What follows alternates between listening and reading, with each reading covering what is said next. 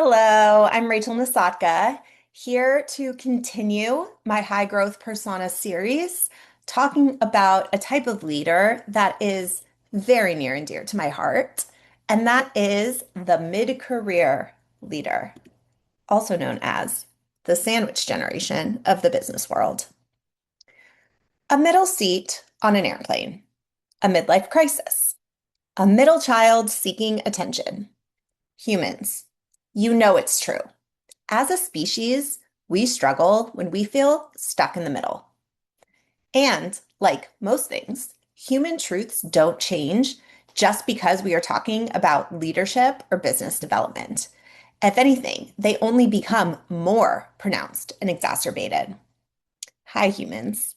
I'm here to go a little bit deeper into high growth personas, a series geared towards helping corporate executives, mid career leaders, and company founders align their human systems to their business so they can thrive because of, not in spite of, their humanism. And this means considering all humans, entry level workers, high potential employees, C suite leaders, and the oft ignored mid career leader, or in other words, the sandwich generation of the business world. Think about it. Companies invest resources into onboarding and training new employees how to add value when they enter the corporate world. Companies invest even more resources into C-suite leaders, paying for expensive leadership offsites and high-end executive coaching that only they would actually be able to afford out of pocket. And then there's the mid-career leader. They typically have a team of direct and sometimes indirect reports. They are the ones who translate the vision from executive leadership to the day-to-day doers. They are responsible for making sure that all of the team's work is completed to standard. They are the ones who take the brunt of the blame when something inevitably goes wrong. With this in mind, remember those human systems we talked about previously about how much they are influenced by corporate executives? As a reminder, human systems represent the invisible architecture of how people think, relate, and act together. Human systems ultimately drive culture, performance, and outcomes, whether or not they are intentionally designed. And who typically designs human systems? Corporate executives. The issue? It is often done unintentionally. But the mid career leaders are the ones who typically have to not only execute within these unintentionally designed human systems, but also have to translate business goals from corporate executives to a team and translate that team's work into results to share back with corporate executives. What? As you can see, well, corporate executives typically have the most influence over how human systems are intentionally or unintentionally designed. The mid-career leader is the most active in the cycle, serving as the liaison between the top and the bottom, the input and the output, the design and the execution, the expectation and the delivery. You get the point. Mid-career leaders are often stuck, as their name implies, in the middle. Their time is filled trying to navigate keeping executives happy while also keeping employees motivated and on track. They operate with a lack of information from both ends and a definite lack of training on how to manage the intricacies of their unique space in the middle. Additionally, they struggle because they are operating inside systems they don't control while being held accountable as if they do. How does this show up? They were promoted because they were excellent at execution. Their value came from what they produced. Now, however, their success is measured by what their team produces. But that shift isn't clean. And when pressure rises or performance dips, they default back to doing, stepping in, fixing, executing, because it's what they know works. Over time, this creates confusion around their role, limits their ability to truly lead, and takes opportunities away from their team to grow. They are responsible for outcomes without full authority to shape them.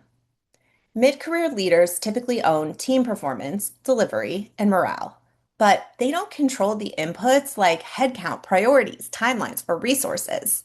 Sometimes they don't even get a clean read from their leaders about what those inputs even are.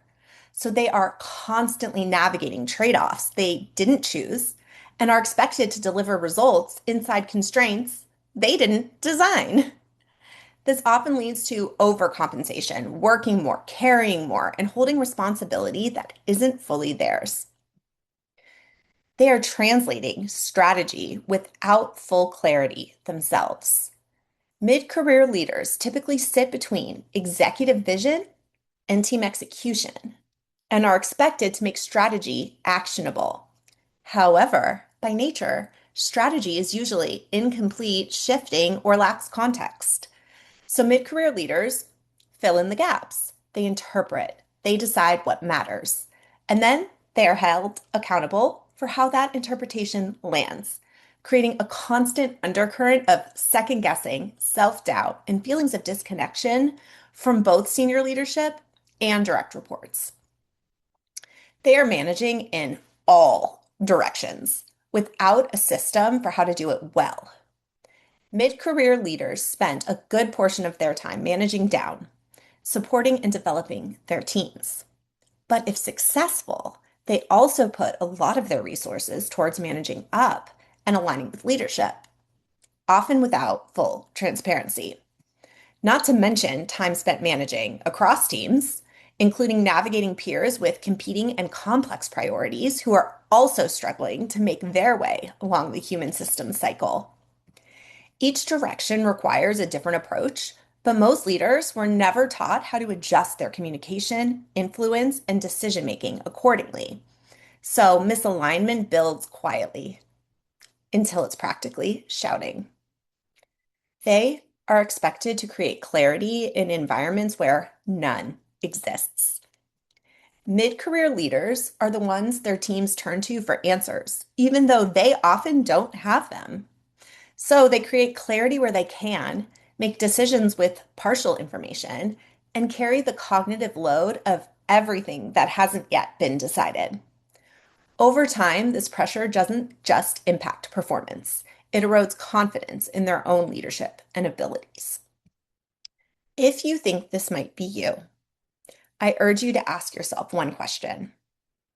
Have you ever sat in a meeting thinking, this isn't going to work, only to spend the next several weeks executing it anyway?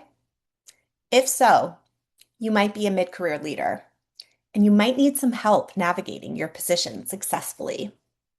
And to all of you mid-career leaders out there, I see you, I am you.